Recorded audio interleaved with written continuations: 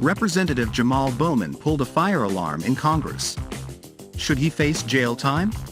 What's the right way for Congress and Capitol Police to handle New York Democrat Representative Bowan's decision to pull a fire alarm on Saturday? Representative Jamaal Bowman, D-N.Y, has problems opening doors. That is the defense being put forward by supporters after Bowman was videotaped pulling a fire alarm in the middle of the heated budget negotiations and then running away.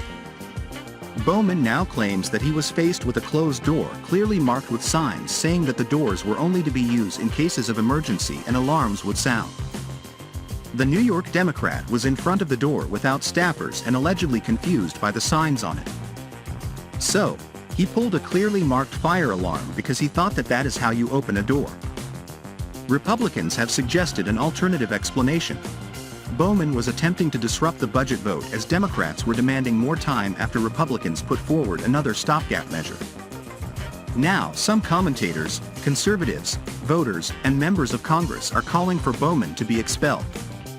Rep. Bowman shocks media. Conservatives with garbage statement after pulling fire alarm. I have previously called Bowman the perfect personification of our dysfunctional political times. He was shown on videotape screaming about gun control in the Capitol as his colleagues left the floor following a vote. Various Democratic members, including former House Majority Whip Steny Hoyer, DMD, tried to calm Bowman. However, when Representative Thomas Massie, RKY, asked Bowman to stop yelling, Bowman shouted back, "I was screaming before you interrupted me." I previously noted that it could go down as the perfect epitaph for our age of rage. However, this is more than a good rave next to the House floor. It could be a crime. If it were intended to disrupt the congressional proceedings, it could be treated as a felony. In D.C., this would more likely constitute a criminal misdemeanor. It would also obviously be treated as sanctionable conduct under the House rules. Bowman is not the only member looking at demands for expulsion. Various Republicans want to see Representative Matt Gaetz, R-Florida, expelled over long-standing ethical complaints stemming from his scandal involving alleged drug abuse and bribery. There is also the long-standing calls for the expulsion of Representative George Santos, R-N.Y, over his own scandal involving pending criminal charges.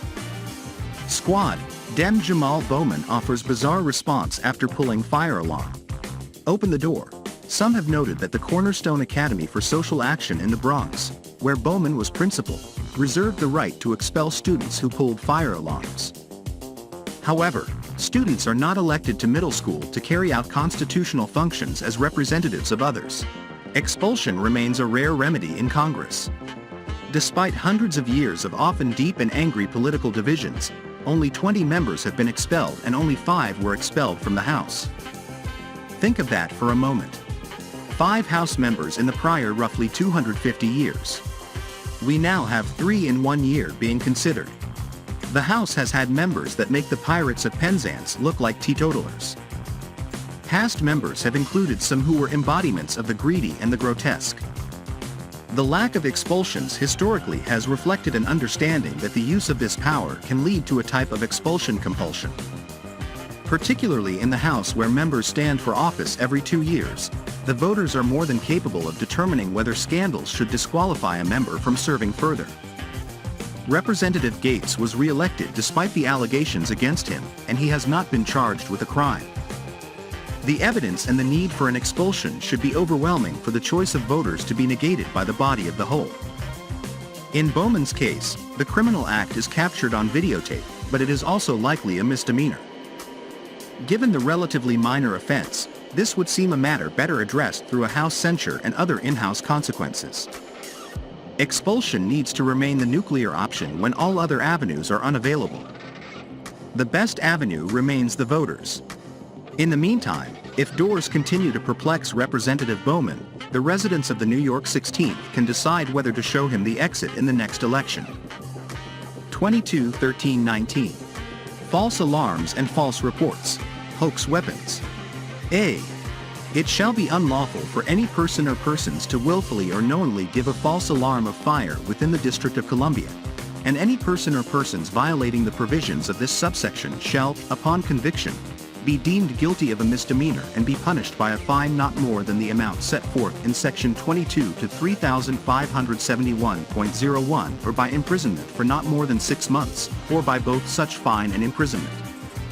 Prosecutions for violation of the provisions of this subsection shall be on information filed in the Superior Court of the District of Columbia by the Office of the Attorney General for the District of Columbia. A1. It shall be unlawful for any person or persons to willfully or knowingly use, or allow the use of, the 911 call system to make a false or fictitious report or complaint which initiates a response by District of Columbia emergency personnel or officials when, at the time of the call or transmission, the person knows the report or complaint is false. Any person or persons violating the provisions of this subsection shall, upon conviction, be deemed guilty of a misdemeanor and be punished by a fine not more than the amount set forth in Section 22 to 3,571.01 or by imprisonment for not more than 6 months. Prosecutions for violation of the provisions of this subsection shall be on information filed in the Superior Court of the District of Columbia by the Office of the Attorney General for the District of Columbia.